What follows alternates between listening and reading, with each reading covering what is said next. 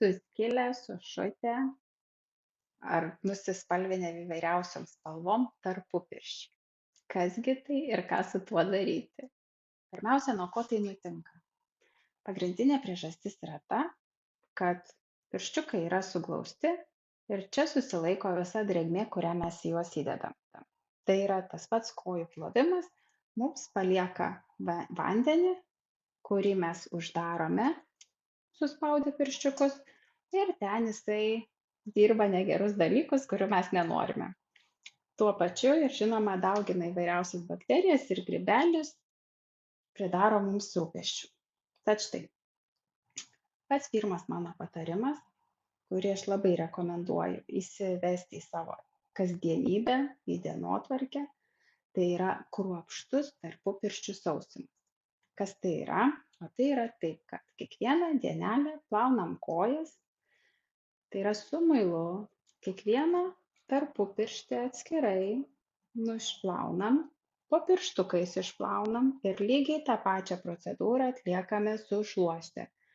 Kiekvieną pirščiuką aplinkui sausai iš visų pusių, iš apačios, iš viršaus, iš visur aplinkui. Kai taip išsausinam, užsidedam švarias kojines, mes nepaliekame dirbtinai jokios drėgmės papildomos, kurios jam ten tikrai nereikia. Jeigu pėdos prakaituoja, tada žinoma reikėtų dar papildomai naudoti įvairiausius priemones skirtas prakaitavimui mažinti. Galima naudoti pudras, galima naudoti putas ir antiperspirantų kremų, yra purškalų įvairiausių, tikrai pasirinkimas labai platus, tiesiog reikia tai žinoti ir įsivesti į savo dienotvarkę. Kitas dalykas, jeigu jau yra tokia problema, labai rekomenduoju netgi kelis kartus per dieną plauti pėdas, sausinti ir keisti kojines. Tai būtų labai naudinga, norint, kad ta problema dingtų. Kitas dalykas yra labai svarbus, tai yra avalynė. Ypatingai šaltuoju metų laiku, kai mes vaikštom su šiltesne avalyne, ateinam į darbą, jeigu dirbam ofise kažkur patalpoj, tai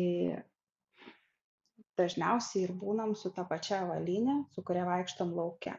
Tai yra taip pat viena iš didžiausių klaidų, tad labai siūlau rinktis laisvesnę, lengvesnę avalynę, kuri tiktų šiltoj patalpoj. Tai ar kambarinės, ar bateliai kažkokie, tai tikrai alternatyvą galima surasti nesunkiai, kad gražiai atrodytų ir būtų nekenksminga.